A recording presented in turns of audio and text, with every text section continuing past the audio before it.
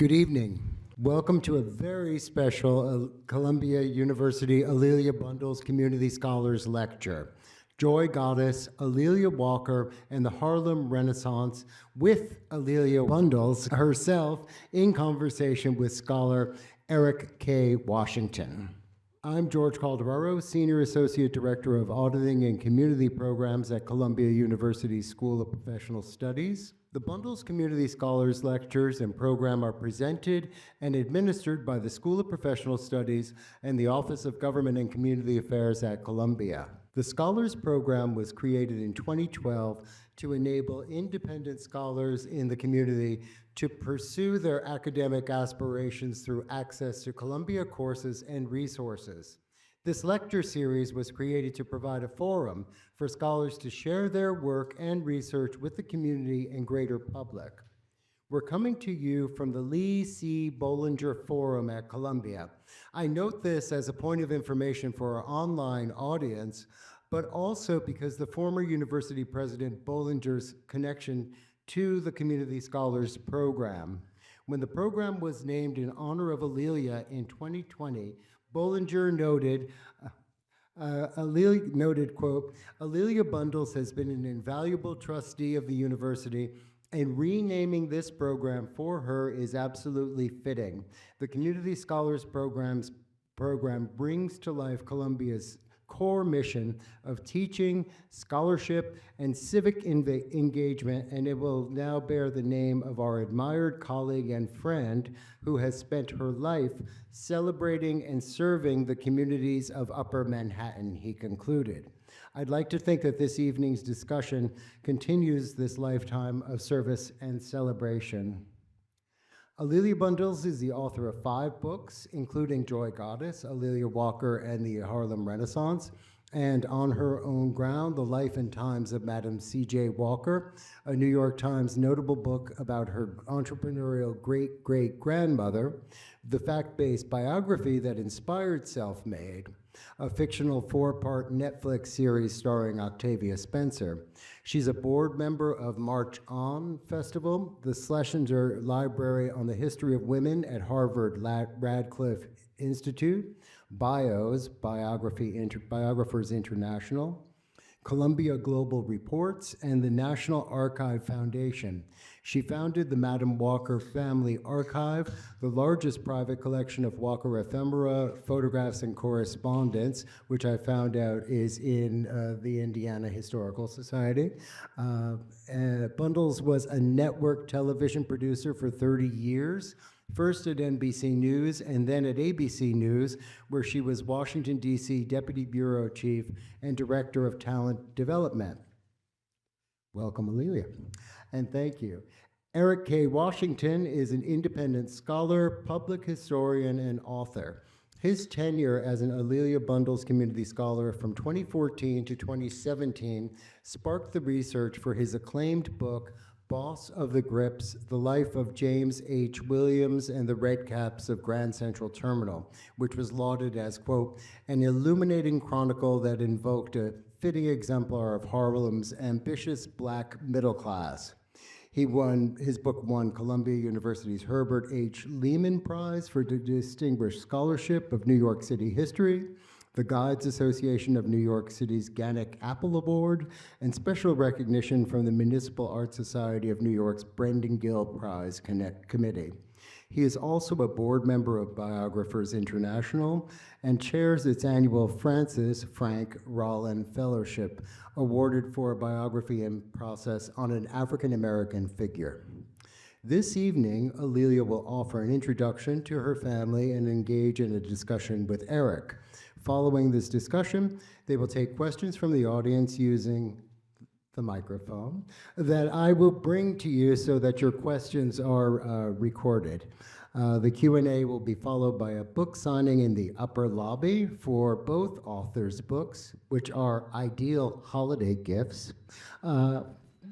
Finally, a recording of this discussion will be available to view and share on this event page on the SBS website later this month.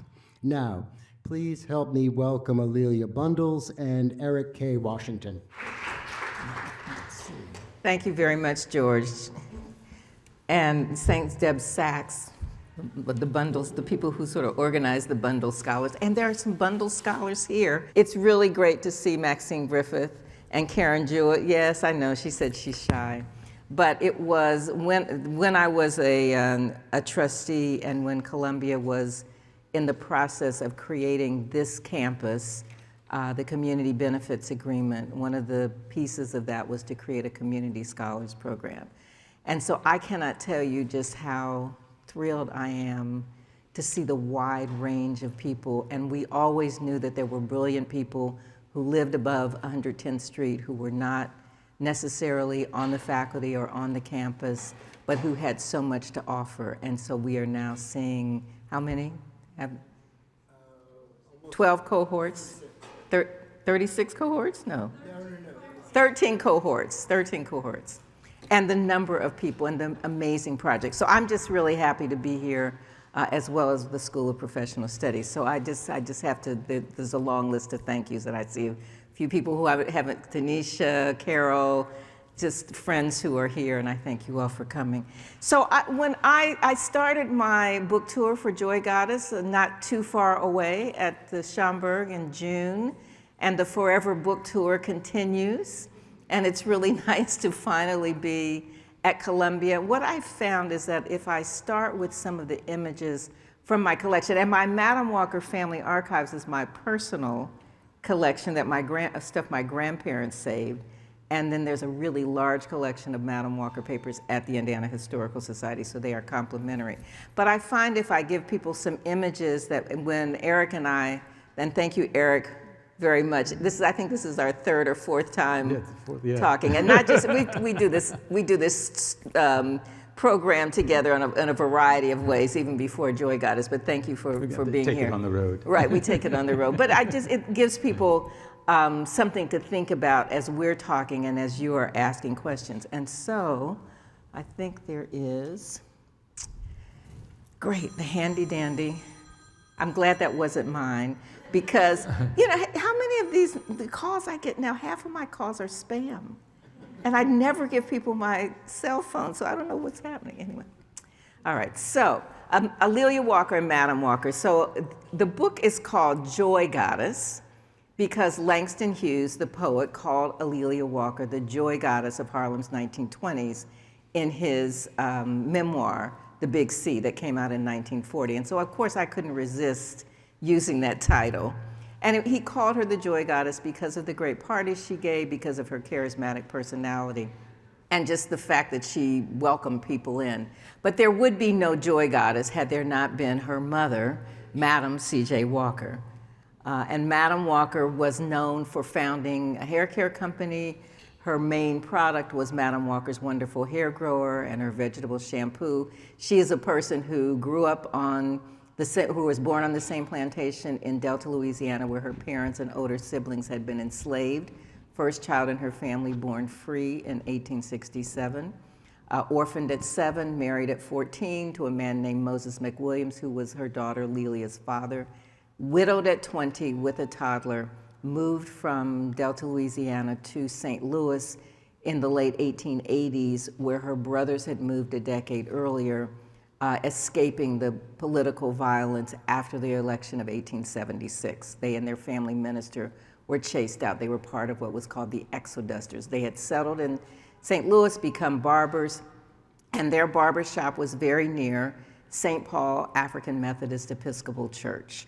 It was the women of the church, the women in the choir, the women who were more educated, who began to give Sarah Breedlove an image of a vision of herself that was different from an illiterate washerwoman. She wanted to educate her child just as all parents want their child's lives to be better.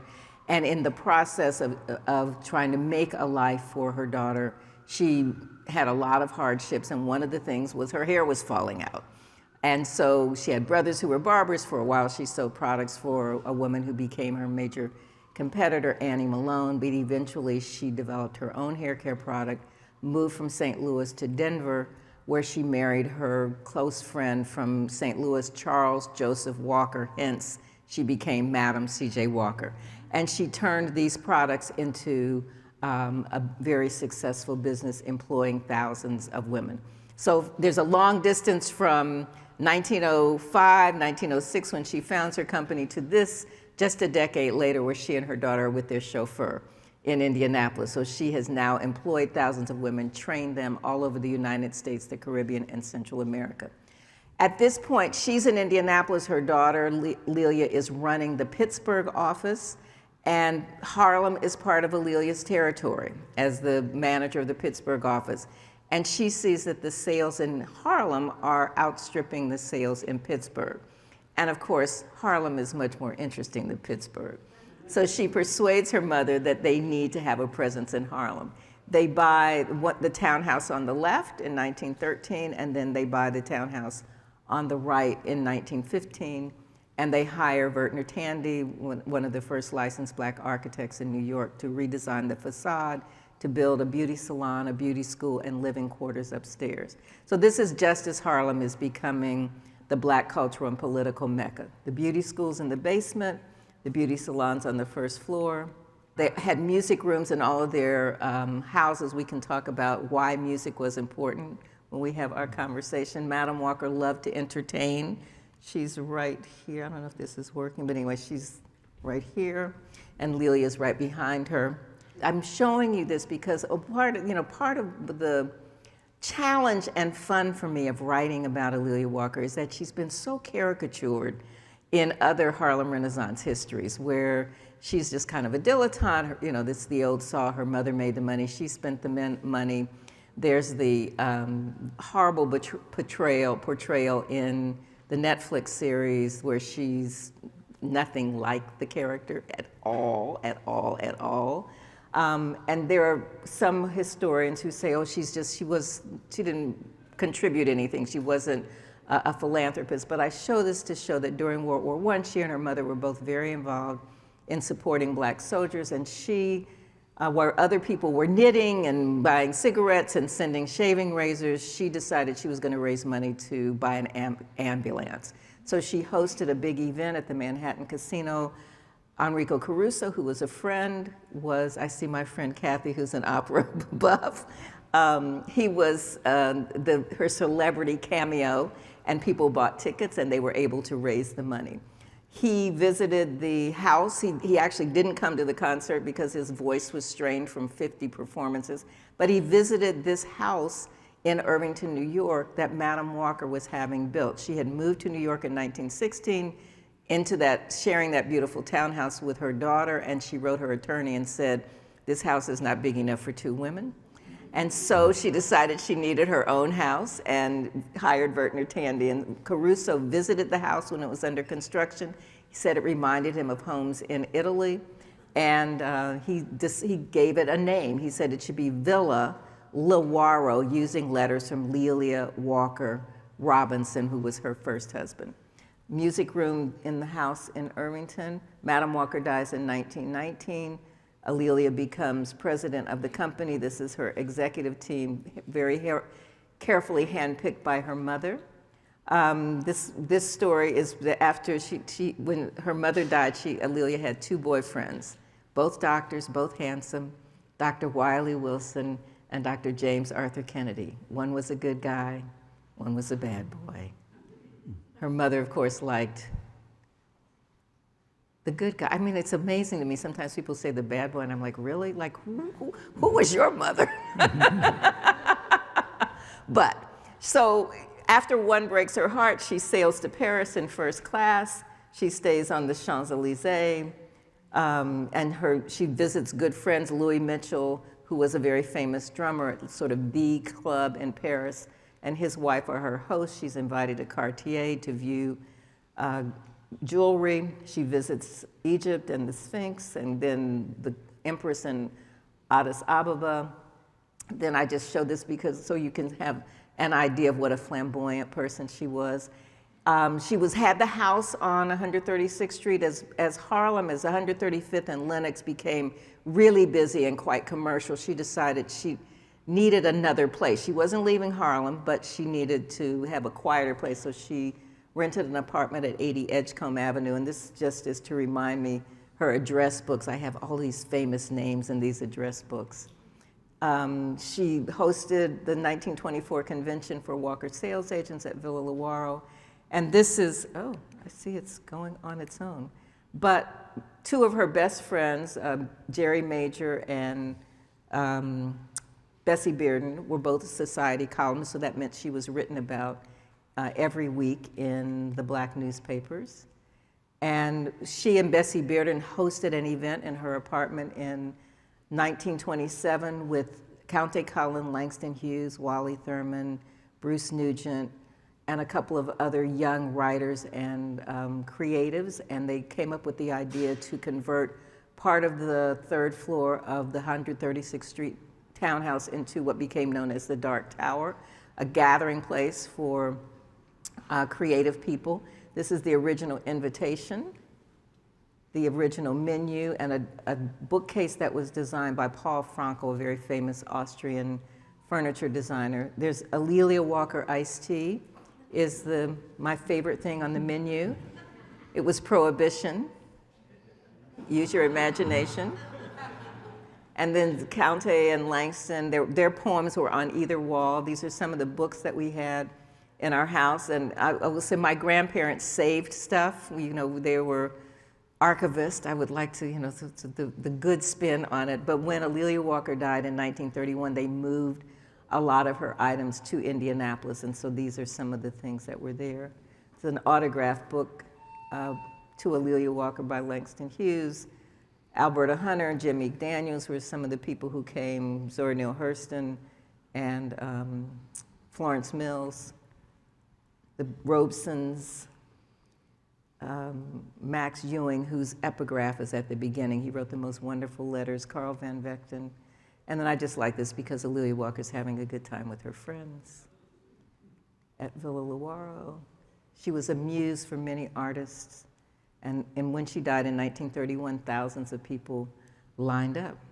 So Eric, it's time to talk. We haven't just met, as you alluded. But it's the community scholars is the reason that we met. I was thinking about it. I think it was actually even before then. So that was about 10 years ago. Mm-hmm. But I was working on another Harlem project, Harlem Renaissance, about a Harlem Renaissance hotel called the Hotel Olga, which A'Lelia was obliquely connected to.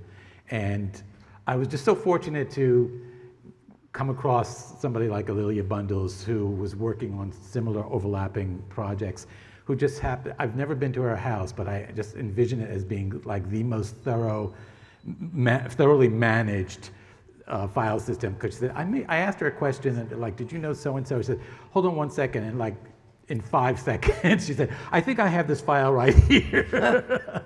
And was able to set up an interview with one of the sons of the owner of the hotel. Then, of course, there was, while I was a community scholar 10 years ago, I was starting to work on my book about Boss of the Grips. And of course, my protagonist's family was intertwined in some ways with the Walkers. There's a wonderful photo that I got, that A'Lelia let me use in my book, but also in your book, of the wedding, of the $1 Million Wedding, and the protagonist of my story, James H. Williams, his youngest daughter, what was she, like 3 years old, was one of the three flower girls. But also other things like he would sponsor these moonlight sails up the Hudson River, and A'Lelia Walker, and there was one instance where she was having an at-home tea, and everybody seemed to be in a hurry to leave so that they could make the boat down at the pier right here. And everybody included A'Lelia Walker herself, but also Alberta Hunter, Jimmy Daniels. So in many cases, they had the same guest lists. I think in 1929, on Valentine's Day, there was a Harlem drag ball by the Hamilton Lodge, and both A'Lelia Walker and her crowd, and James H. Williams and his crowd, they were all there. So there were these Venn circles that were just irresistible, like slinkies. Right. Well, and it was really Jill Nelson who I think first connected us. Jill went to the J School. Many of you know Jill, but it was Jill who said, you guys are working on some of the same things. Yeah. And Jill, of course, is still connected because Jill is descended from Ransom. Right. So Madam Walker's attorney, F.B. Ransom, is Jill's grandfather. Yeah. And then And Jill's brother is Stanley Nelson, the documentary filmmaker. yeah. And then most recently, Ililia and I both launched a project that I'm working on at Woodlawn Cemetery in the Bronx called Where Harlem Rests, because Harlem is not just within the confines of Manhattan, but it overlaps the river in the city of the dead, in this glorious cemetery in the Bronx. So, full disclosure, we're old friends. So, now you've answered a lot of my questions. No, but we can dive more deeply. I'm going to reframe some of these things. You know, given the spotlit figure that her mother was, I'd imagine it was daunting to come of age in the public eye, having a mother like Madam C.J. Walker. So maybe you could tell us about some of the challenges that A'Lelia Walker wrestled with or negotiated to find her own voice, maybe to define her own boundaries. Yeah, so and it's the coming of age versus sort of just being in the spotlight, because I'm really fortunate that Madam Walker and A'Lelia Walker both wrote letters frequently to the attorney F.B. Ransom. So we do have this incredible body of material where I really can see what they're thinking. I have fewer of their letters directly to each other, but I can kind of triangulate and figure out, like, I know that Madam Walker thought the house was too small for 2 women because she told her attorney, who said, "Why do you need another house?" And she's like, "Well, because I need another house." But I have something in a letter where A'Lelia Walker is always feeling compared to her mother. That, you know, people have these expectations, and they say, you're not doing this like your mother. And of course, no one can live up. The founding CEO of something is always going to be singular, and she can't be that person. But she's trying in her own way to find her path. But she writes a letter to Ransom at one point, and she says, essentially, I know this is what people's expectations are about me, but I was already a grown person by the time my mother became famous. And she was. I mean, she was a teenager. Her mother was still a washerwoman until Lelia was almost 20. You know, and but saved enough money to send her to Knoxville College, to the high school program, for about a semester or 2, and then she came back, and then Madam Walker was really starting to launch. And A'Lelia had been involved in the early days. She'd been in Denver with her, and then moved to Pittsburgh, was running that Pittsburgh office, and so she had her own way of trying to help develop the business, but never quite to her mother's satisfaction. There was always something her mother was tweaking, and she was just trying to come out of that shadow. So she says, I was fully formed by the time my mother became famous, but then at the same time, she was enjoying that platform that her mother's life presented. And her name was Lelia McWilliams, and she started using Walker, not because of any great affection for her stepfather, but because she wanted people to identify her.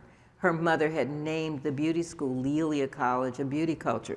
So she was very intertwined with it, but she wasn't gonna cross the T's and dot the I's in the same way that her mother was. And so I think, to the point of that I wanted to make about music, it was music in some ways that bonded the two. So Madam Walker's in business. A'Lelia Walker has some really great ideas about marketing, and she's kind of an impresario in that way, and creating events, and those things are great, but of course they cost a lot of money.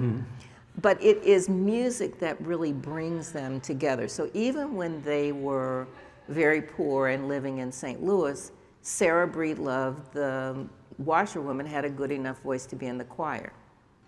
Their choir director and their church was the largest AME church, newly built west of the Mississippi River. Beautiful building with a state-of-the-art organ. The organist was also a classically trained tenor, and he was the principal of one of Lelia's elementary schools.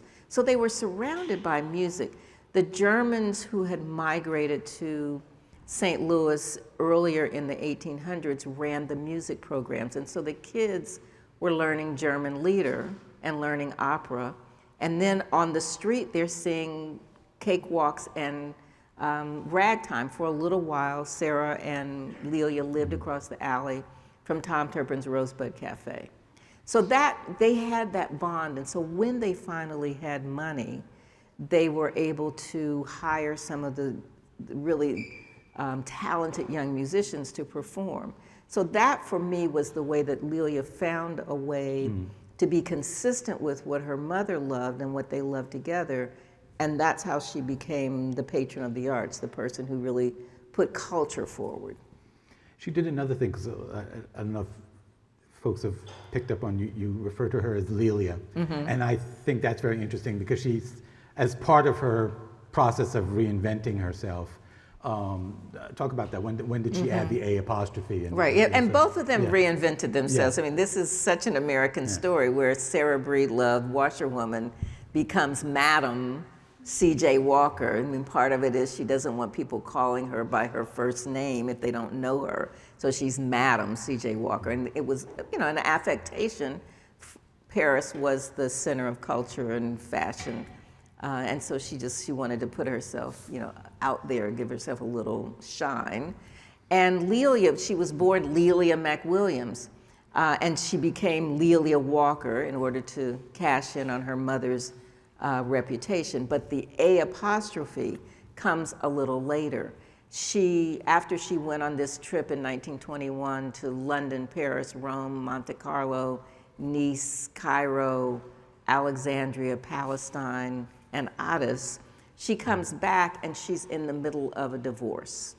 And I don't know this for sure because she doesn't ever write this down, and the two people I knew who knew her before A apostrophe and after both said to me when I asked them, I said, why did she do this? And they're like, oh, that was always her name, but I know it wasn't.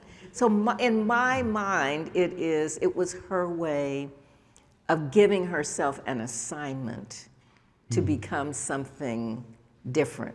And there was another black woman who was, sort of whose husband owned a business and who was kind of in the same circles, whose name was Lelia Walker. Oh.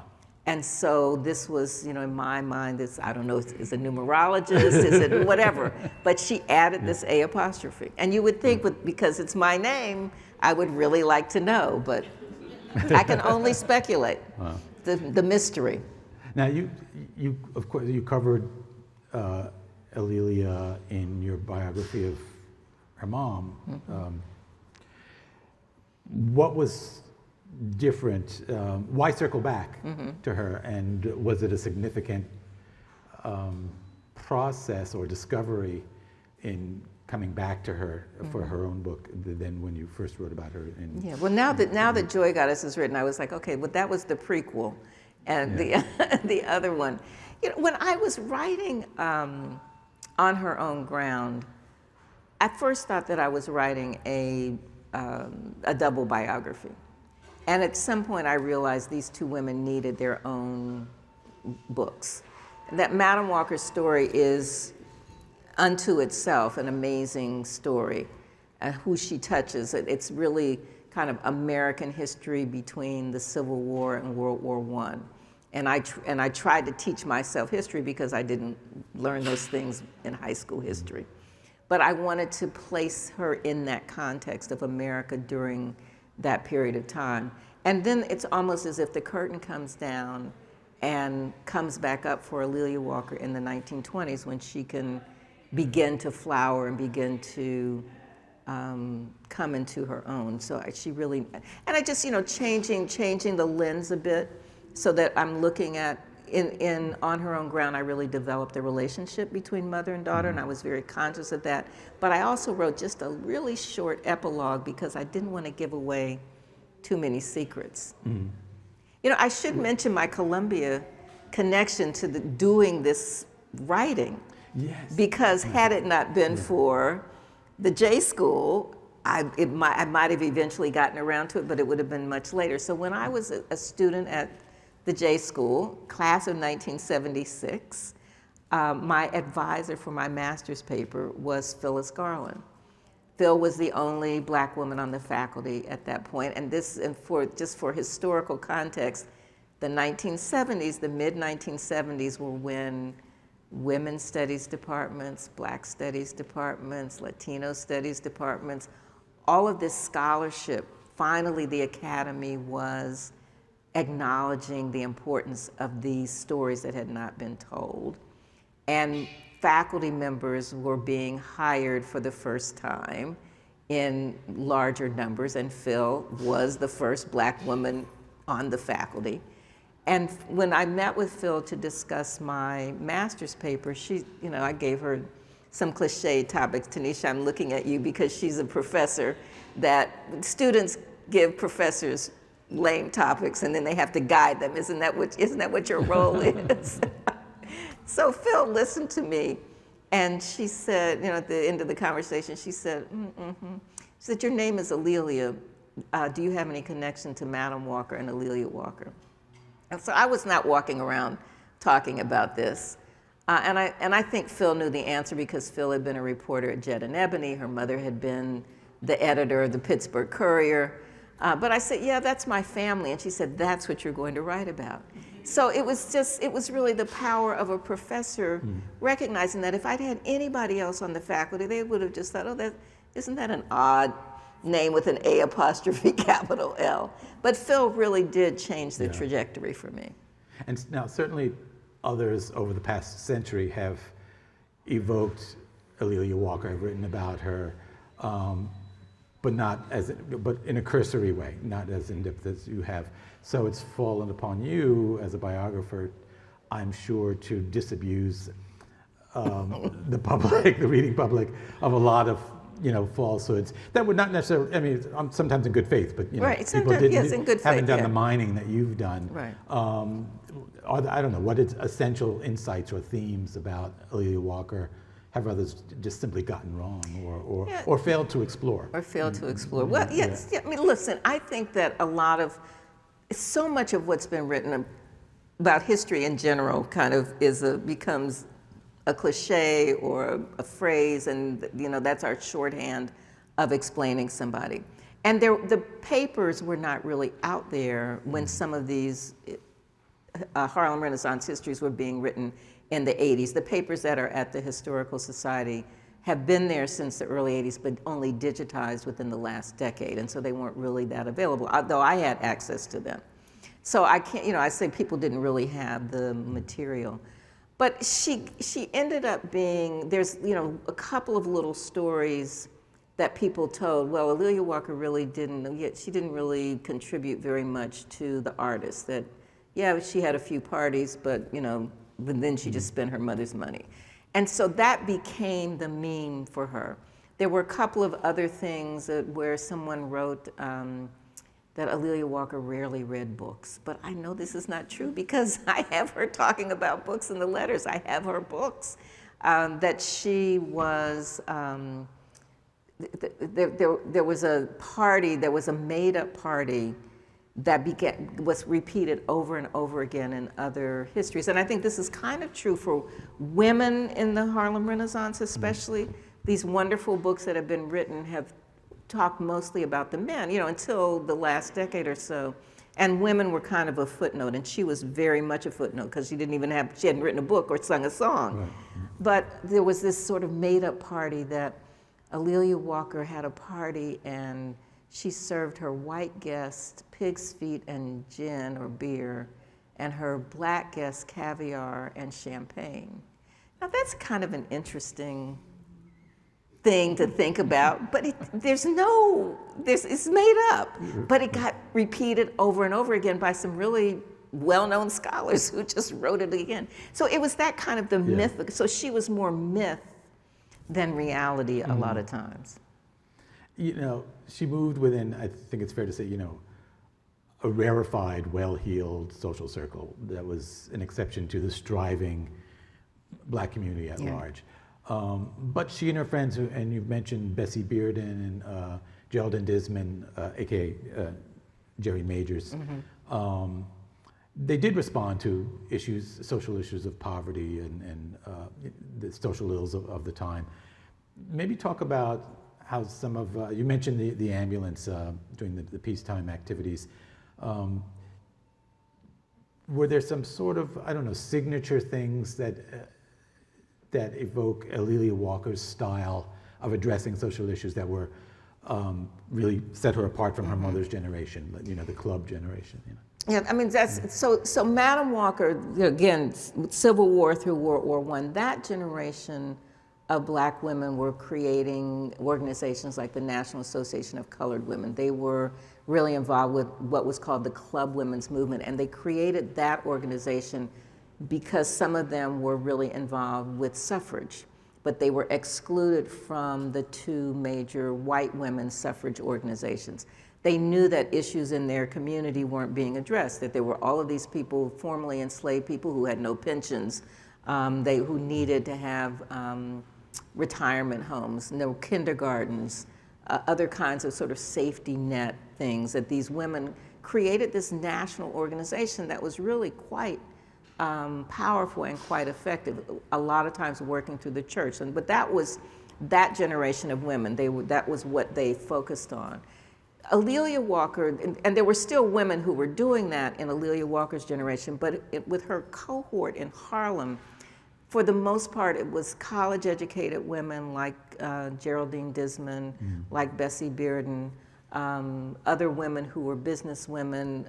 A. Philip Randolph's wife, Lucille Green Randolph, was actually a Walker beautician, but she was a businesswoman who he later said allowed him to do the work that he did in civil rights because she could pay the bills. But this was a group of professional women with their own interests, but they would do, rather than sort of do bake sales, and not that the National Association of Colored Women were doing bake sales, but they would have a benefit. They would do they would rent out town hall. They would have something where they were raising money for a black school. They also raised money to buy a building for essentially a sort of a daycare children's center in Harlem. And that same building was the United Neighborhood something, I can't think of the name, but that same building is the building where A. Philip Randolph held meetings to organize the March on Washington. So these women, so these women had raised that money, but they did it in a different way. They did benefits, like when they were raising money for that, A'Lelia Walker always had something really imaginative. Like one night she had a casino party. Another night they did a cabaret, and she was the MC. So she took out ads and put them on taxi cabs. So she raised more money than any of her other friends. She tried to make it fun. One of the things I like, I know when I was working on my book, there was there was an annual spring dance that the NAACP used to throw at the Savoy. This was their big fundraiser. And it kind of showed off some of A'Lelia Walker's superpowers, because as a convener. So Noel Coward is at this party, and the newspaper said that A'Lelia Walker and Islanda Robeson, Paul Robeson's wife, were the ones who kind of chaperoned him around and introduced him to everyone. So I think there were a lot of instances like that where she was just sort of the natural ambassador to Harlem for first timers. And for repeat customers. And for repeat customers. The reason I'm looking here, there was a chapter that I had picked out that I wanted to. I'll keep talking while you're asking the next question. But A'Lelia Walker, one of the Society columnists said that she had such a talent for getting people together, that if you were invited to her place, you did not say no. So as Max Ewing said, the great black empress has invited you, and so you turned down all other invitations. And someone else said that she would get on the phone and call someone and say, darling, I'm having a party tonight, and it wouldn't be the same without you. Absolutely not. And so how can you not go to her parties? But everybody was there. It was the combination of the writers, the artists, the musicians, the actors, She welcomed everybody. Her queer friends and straight friends were equally welcome. And black friends, her European friends, she'd made all of these friends when she traveled overseas. And you know, now we take that for granted where everybody's welcome and there's somebody who's kind of a magnet.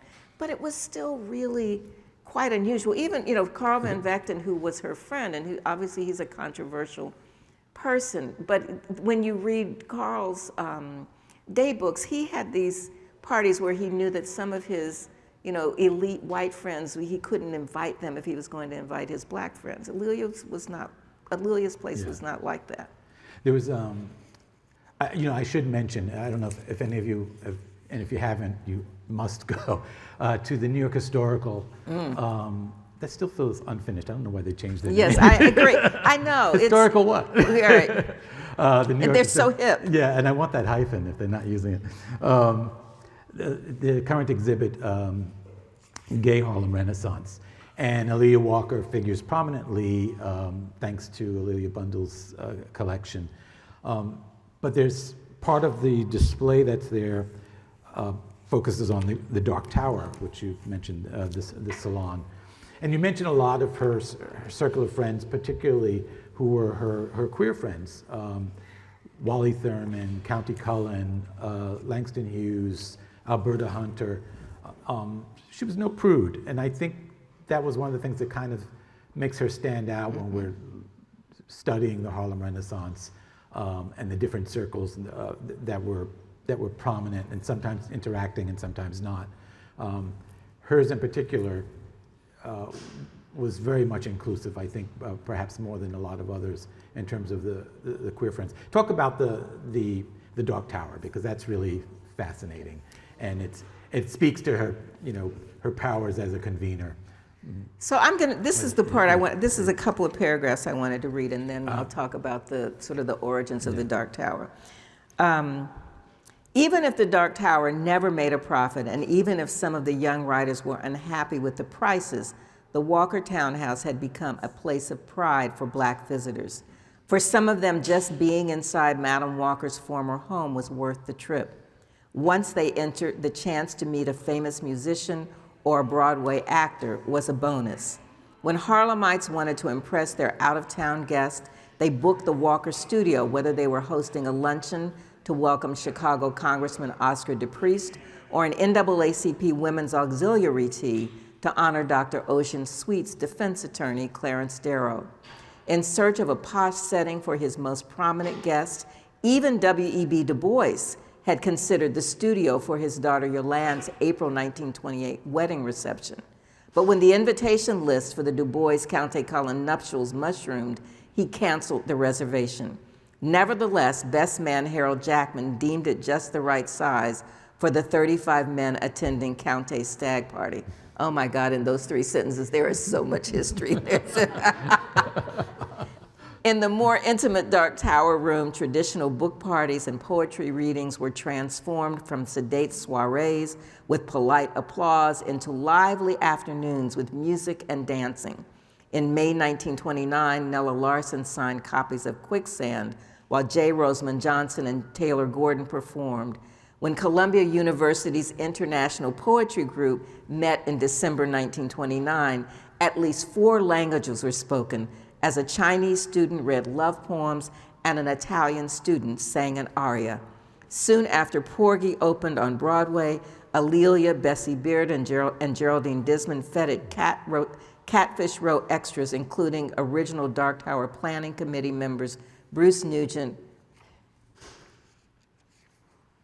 Edward Perry, and Wally Thurman at a cast party honoring Evelyn Ellis, who'd starred as Bess. So that, for me, kind of, that was about 100 pages originally that I had. It's painful when I think about how much I left out. But the Dark Tower has kind of taken on a life of its own. It's the iconic thing when people say, you know, the Cotton Club, rent parties, and the Dark Tower. But the Dark Tower was Alelia Walker's home on 136th Street. From the moment she moved in, was a place where she entertained. During the early 20s, she rented out part of the house, she called it the Walker Studio. It was wedding receptions and dance rehearsals and other kinds of things. But the Dark Tower specifically was what had been the suite of her bedroom suite, essentially. And she converted that. She hired Frankel to design it with wonderful furniture, the bookcase, and particular plates and silverware. I actually have some Dark Tower silverware. And we should say, I mean, Paul Frankel wasn't just some guy. He was an eminent Viennese Art Deco furniture design. He was an architect, but particularly furniture design. He's got his own Wikipedia page. So. She wanted this place to be very special. Yeah. Well, then she with Bessie Beard's help, invited this small group of young writers to her apartment on Edgecombe Avenue, and they brainstormed and they had all these ideas. And Bruce Nugent in particular, I think Bruce saw it as like just a place where they could sort of hang out, like a bohemian hangout where they could eat for free. And that was kind of part of that was the original idea, that the young writers would pay $1 a year for membership, and then they would go out and find patrons who would subsidize it, who would create an endowment. And that was the business model. But the business model didn't quite work in the way that they planned. First, Alelia had spent a lot of money in designing it, but the young writers, they were not really development people, so they were not particularly successful in that. But it then took on its own iconic identity. And so everything that, when people would come to New York, even if they were in another part of the house, the Dark Tower was the romanticized, mythical place that people wanted to go. And it was part of this long tradition in many cultures of salons that went back, forever on both sides of the pond, that were, really instrumental in forming, infrastructure of society. So I think the fact that she had this it's kind of one of those things that she might develop as a community scholar, this idea, but this, I got to do something, it's got to be special. What are the resources that I have that nobody else can have, that I can bring to this? And we know people have always done it, as you say, and people still do it. It's Quincy Troop and his wife. People know them. That's what they do in their apartment. But there are lots of other people who are just known for, once a month, once a quarter, every Sunday, where people just come and it's been interesting to me doing this, the book tour for life, how many, which is great. I mean, that's what I want to do. But I've gone to other cities where people have really created these sort of salon experiences. In Atlanta, there's a couple, Clint and Nassim Fluker, who have something called the 10th. And once a month, they invite a speaker and, have just, conversation. Here in Harlem at 66 Edgecombe, Kimberly Waters has a fragrance boutique, and she does events. We did an event a few weeks ago where we had coffee and croissants in the morning, and then I did a little tour. I took people around to Alelia Walker's favorite haunts, and then we came back and, had a salon. We talked, people dressed up. They were in their 1920s regalia, and and it was like, yes, there's some intellectual conversation, there's some culture, and there's some gossip, because that's part of the deal. And I like that you mentioned that there was a group of Columbia students that visited the salon, although she was not, she had some college, right? Yeah, well, she more, so she went to Knoxville College, but it was really more the high school curriculum. Yeah, and the fact that, knowledge of this kind of spilled out of Harlem, that people would come as a group to know that this was a place to learn something. I don't know whether they were, what kind of students, what they were studying, whatever, whether, social workers or anthropologists or whatever, or just whatever. But the fact that it attracted an academic crowd, some research I'm doing now about the same period, there was an article about a group of NYU students who come up to Harlem. So a lot of people who don't know Harlem are trying to get a bead on what was the Harlem Renaissance. Right, there were can't tours, really just like people go to Abyssinia now. There and it were wasn't like about tours slumming of Harlem. either. Right. I mean, there was that too, but there were also people who were genuinely curious The one I'm reading about now is an NYU group, and they went to churches, they went to salons, they went to restaurants, and they spent the entire day in Harlem before going back down to, to NYU.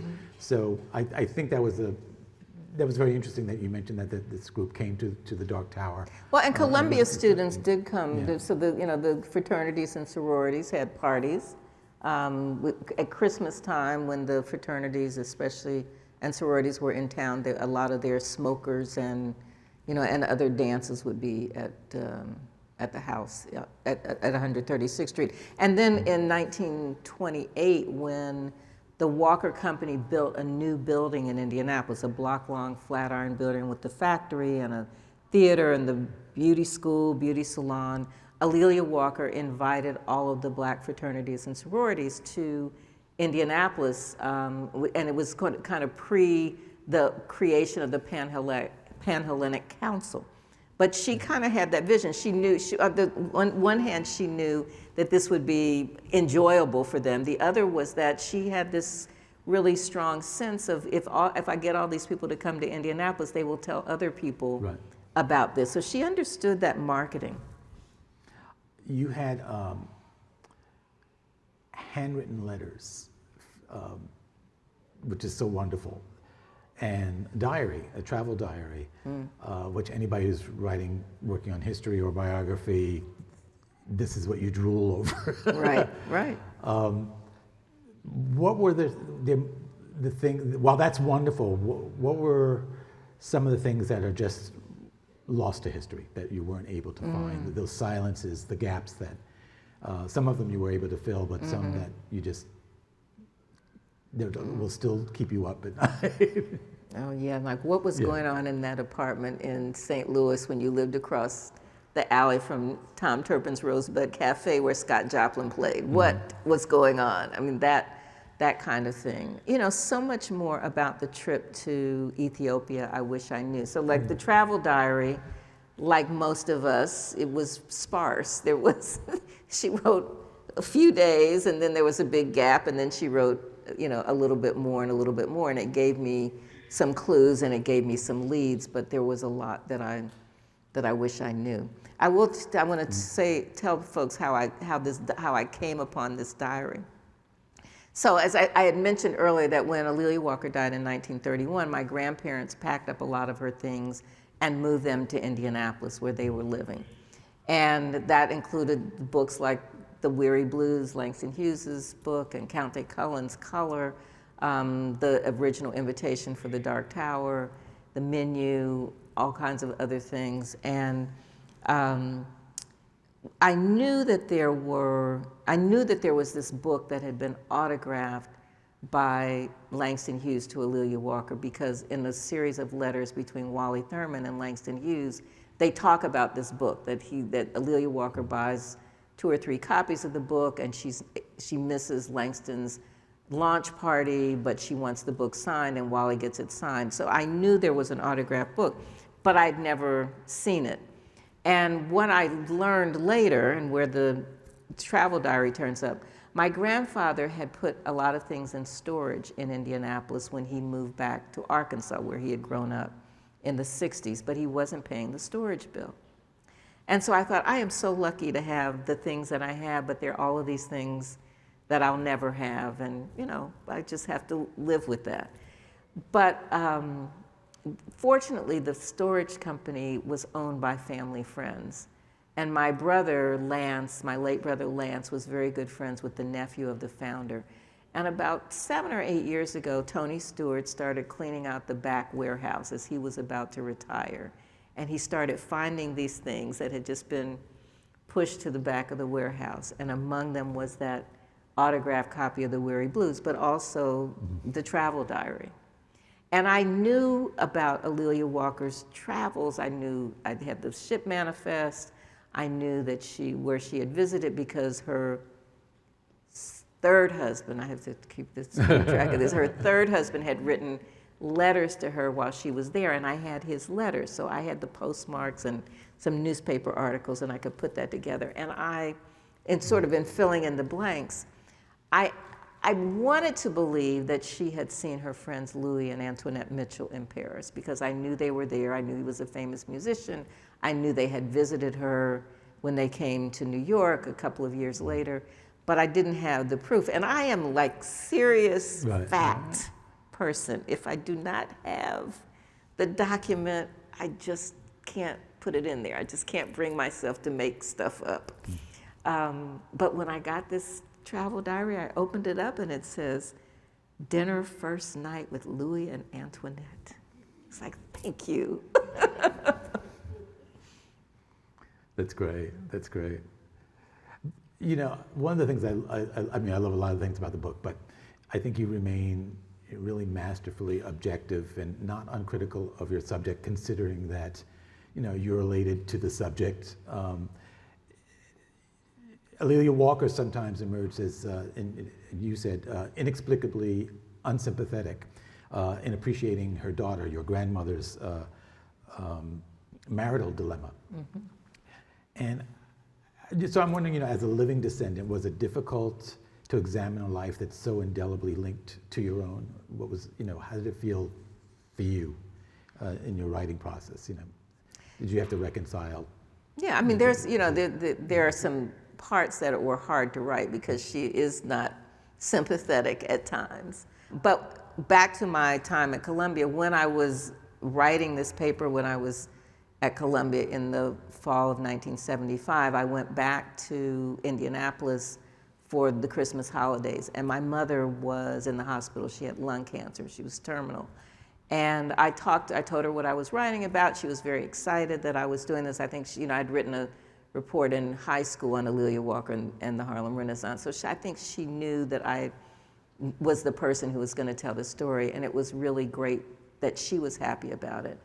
But I said, you know, I'm starting to find, you know, as I'm writing about Madam Walker, she's like, she's not perfect, and I'm finding flaws. And I think that the flaw was that she'd been divorced. I mean, that's my 23-year-old self was like, oh, how do I deal with that? But, I don't know, I think that's what because I can't imagine what else I knew at that point. And I said, what do I do about that? And she said, tell the truth, baby. It's all right to tell the truth.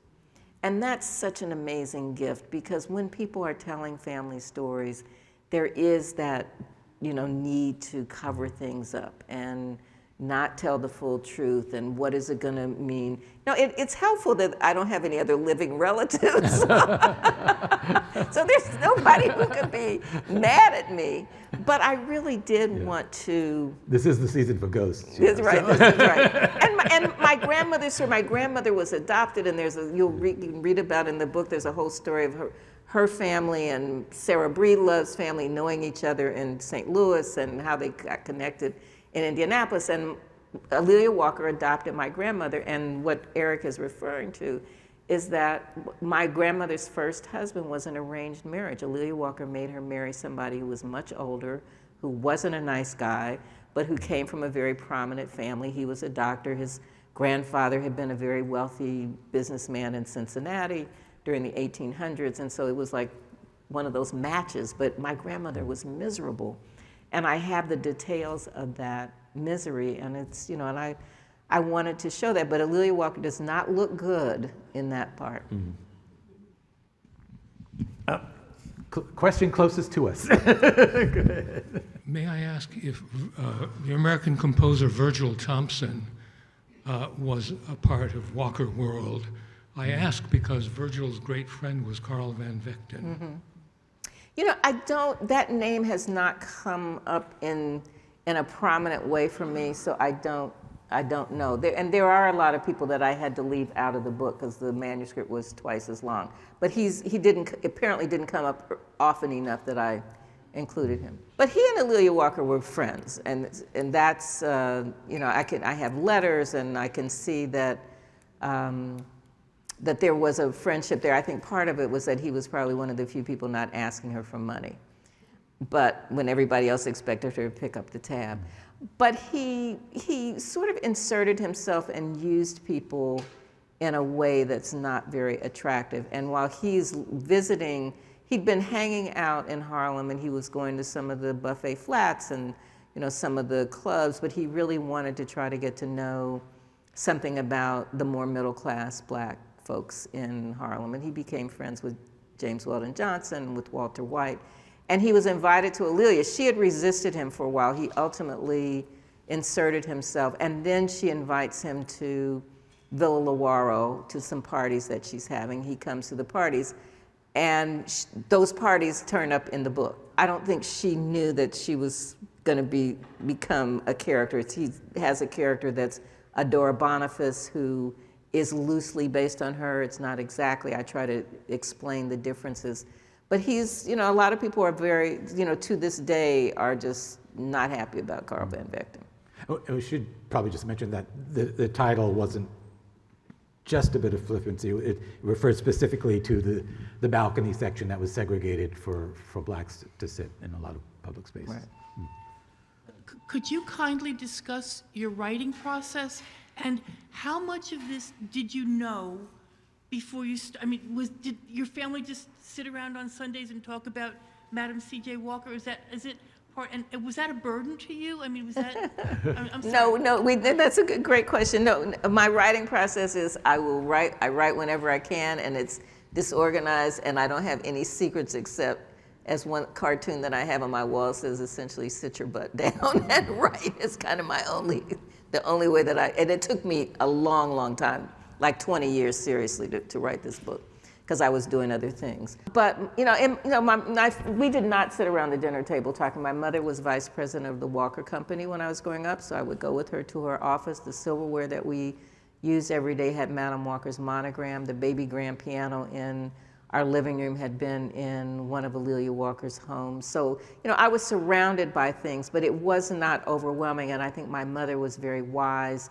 and intentional about not making it overwhelming, not making it a burden. She was the 4th generation of women in her family to be an executive, and she was expected to go into the business. She majored in business and chemistry and German at Howard because that was what she was supposed to do.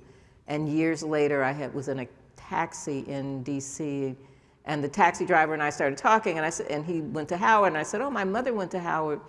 And he said, what was her name? And I said, Alelia Perry, because I'm named after my mother too.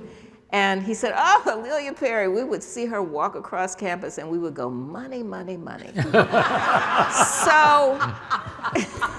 So I think my mother really did not want me to feel like that's what I had to do, and it was kind of find your own way. I loved writing. Both of my parents encouraged me to write, and so for me, I did the TV news thing for 30 years and had that career, had my own identity, but for me, the sweet irony is that I get to tell the story, but I got to tell it in my own way, on my own terms. Yeah. I wanted to say something, though, because she's asking about the process, because I've heard you say it before. The way you organized, and this was from true. Working with Alex Haley, you said, so that's worth Yeah, no, that's mentioning. true. That's true. Thank you. Because I'm just remembering the pain of the, of the writing. But yes, I got this so years and years ago, early 80s, Alex Haley came to us, and he's still writing the wave of Roots. And he wanted to write about Madam Walker. He wanted to do a miniseries and do a book. And we had dinner in New York, actually, with Stanley Nelson and his mother, and under the stairs on 96th Street, Columbus Avenue, anyway. And he's saying, we want to do this, and I'm gonna hire 6 researchers, and I said, excuse me, Mr. Haley, I wrote my master's paper about Madam Walker. So I ended up taking a leave of absence from my job at NBC in the Atlanta Bureau. I moved to New York for the summer. I interviewed the survivors, and started doing research for him. But he gave me this tip, and he said, and this is, pre-computers and all of that. Everything is paper. He said, make a folder for every year of your character's life. And as you get a piece of information, drop it in the folder. And so I now have 2 rooms, but it's, I did that for every person. I have more than 1,000 people in these folders, which is why though it's really a mess. It is such a mess right now. But I do. Not on my end of the phone. It's right. But it is organized. I do have the material. Otherwise, I would never have been able to, keep these. And then the other part is that I've created a really detailed chronology, and I am kind of obsessive compulsive about this. Like if I read, and I'm not doing this ever again, so this is in the past. But I would type like maybe almost the whole article into the timeline. Again, this is pre-scanning. But when I went back to write, I had all of the details, and those 5 pages of details might end up being a sentence, but I knew the information. We have a question here. Yes, further to the musical question, how many of sort of the programs or the performances at the Dark Tower in Villa Lewaro still exist so that one could know who played or recited what? Yeah. The programs themselves, some of it is what is in the newspaper articles, what her friends Bessie Bearden and Geraldine Dismond wrote about, so I knew who was there. But I do have a few things, like the invoice from Ford Dabney performing at Villa Lewaro on July 4th, 1921, when the president of Liberia is A'Lelia Walker's guest. And I can see how much she paid for the band, and how much, what meat they ordered from the butcher. So I have a few of those kinds of things. And where are your archives going? So my archives, this is planted, isn't it? Kathy is my college classmate. So they're going to the Radcliffe Institute, the Schlesinger Library at the Radcliffe Institute. I'm so glad I could be here. I love hearing you Hi, talk about this Tanisha, material. my homegirl. Yeah, Indiana homegirls. So a lot of my work is situated in the post-World War II era, and A'Lelia Walker looms large in the society papers then. People are talking about her legacy. It was the A'Lelia Walker era. There are little girls who are being named A'Lelia after her because their parents knew her or admired her. So I'm wondering, from your perspective as her biographer, what does Harlem history look like if we think about it as the A'Lelia Walker era and the post-A'Lelia Walker era, as opposed to like the end of the Harlem Renaissance or the start of World War II or the interwar period? What do you think it looks like? What does it look like after her? Oh, this is a scholar's question. Well, it is the convening, I think, is really important. And people were still writing about her parties, and because it was singular in the way that she brought a wide range of people together, and to the point where when she died, people said there's never been anyone like her. There's not anybody else who has the 3 houses, essentially, who has the space, who has the means, who has the flair. So that's very much a part of who she is. So Tanisha writes about many people, but Molly Moon is one of them. And Molly Moon is that generation of person and she had the political heft as well, but also the political consciousness to use parties as fundraisers and to raise money for the civil rights movement. So I think she took it to that next level. She met the moment and the times. What happened to all those fabulous spaces? So Villa Lewaro, the house in Irvington, is a National Historic Landmark, and it is owned by Richelieu Dennis, who was the founding CEO of Sundial Brands and who now owns Essence and Essence Fest and New Voices Fund. And there was just an event there a month or so ago, the Essence Black Women in Business, that honored Patti LaBelle and Ursula Burns and a few other people. So it is not open to the public because it's not zoned in that way, but there are events there. So thankfully that is a National Historic Landmark. The house on 136th Street, unfortunately, was torn down in 1941, and it's where the Countee Cullen Library is now.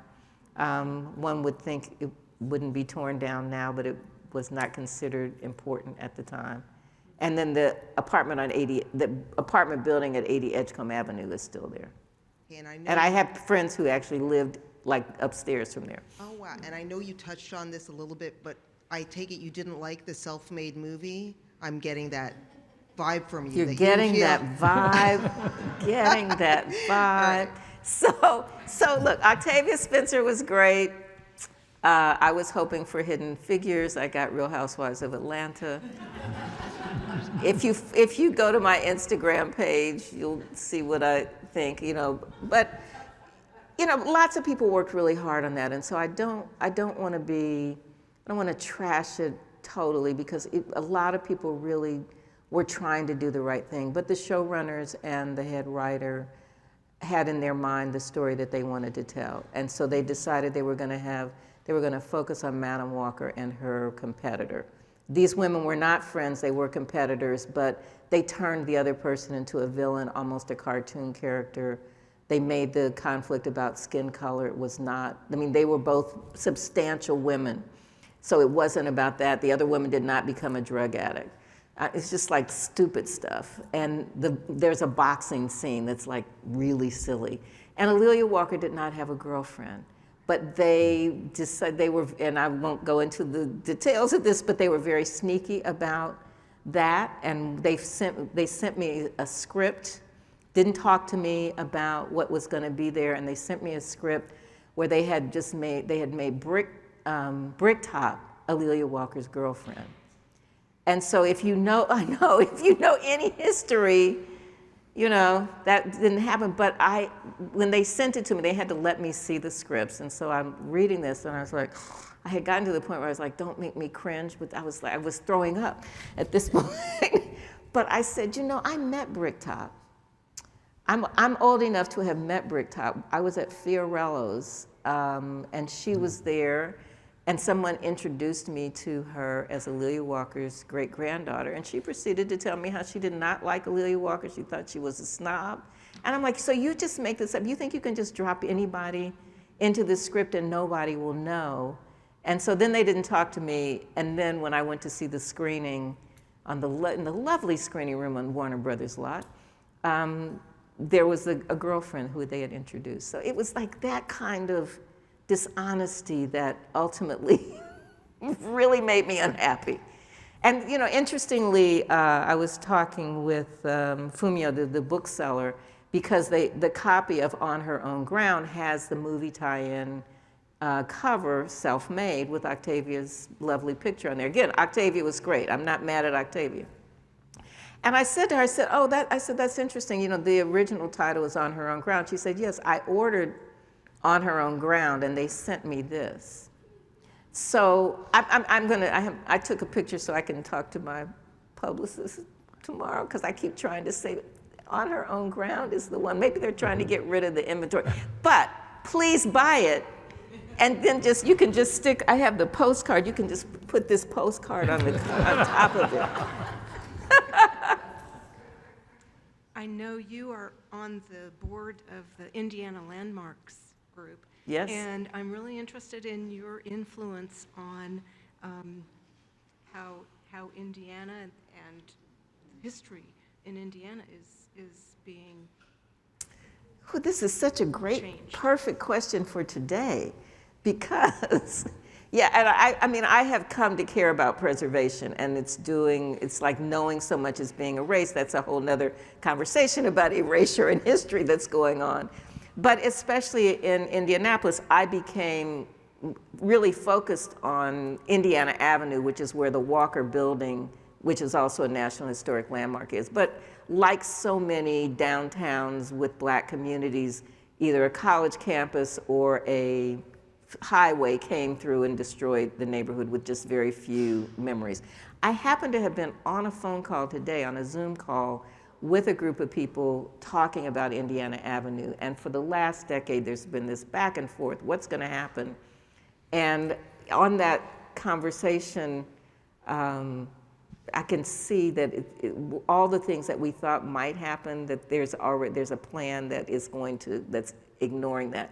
But someone said, A'Lelia was on the Board of Trustees at Columbia when Columbia was doing the community benefits agreement. Maybe she has something to say.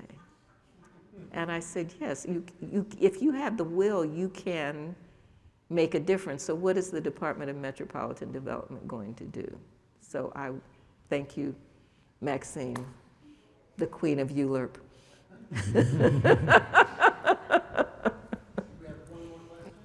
Thank you so much. This has been wonderful. I was hoping you would say that the Irvington Mansion was going to be turned into a museum because it is grand. It is. I see it from the aqueduct all the time. My question is about this little museum in Atlanta. I was there for an oral history conference and stumbled on the museum, and it was closed, unfortunately, but I was curious if you had anything to do with it and whether there is any kind of museum planned or there should be. So the Indiana Historical Society in Indianapolis has this huge collection of Walker papers, memorabilia, ephemera, et cetera. And they had a fabulous exhibit that was up for about 18 months in 20 and 21. So there has been a really major exhibit. There, you know, then we have at New York Historical, I have some stuff that I like to lend out, and so I hope you will go see it because the menu is there, Amelia Walker's coat, and wonderful, yeah. some other items. But the museum in Atlanta, it's a Walker beauty salon, not directly connected to Madam C.J. Walker. It was opened in the 1930s or 40s by two women who had graduated from one of the Walker beauty schools. And Reese DeForest, who is the owner, has combined that with WURD or WERD radio station that was in the same space and turned it into a museum that really looks at that period of time. He's done a really wonderful job of that. So I have, I was not involved in founding it, but I support the work that he does. And just a kind of an interesting footnote, his father and his uncle worked at the National Park Service during the 1970s, and they are responsible for a large number of the Black historic sites that are on the National Register, because for the centennial, they really pushed for that. So his family has had a connection to telling these stories for a long time. Has there been a documentary? There has been a documentary. In fact, has there been a documentary? In fact, the first documentary about Madam Walker was done by Stanley Nelson, F.B. Ransom's grandson, and Stanley Nelson we now know is a MacArthur genius who's done dozens of fabulous documentaries, but this was his first film when he was, as he said, I think, struggling to find $50 to buy some film. But that was the thing that sort of started his career. Not started his career, but you know, was his first major documentary. Well, thank you for these wonderful stories, and thank you for being with us, Eric and Amelia, of course, and for the rest of the stories, both on her own ground, not self-made, is available for sale, and Joy Goddess, as well as Eric's award-winning Boss of the Grips books. Thank you all for coming.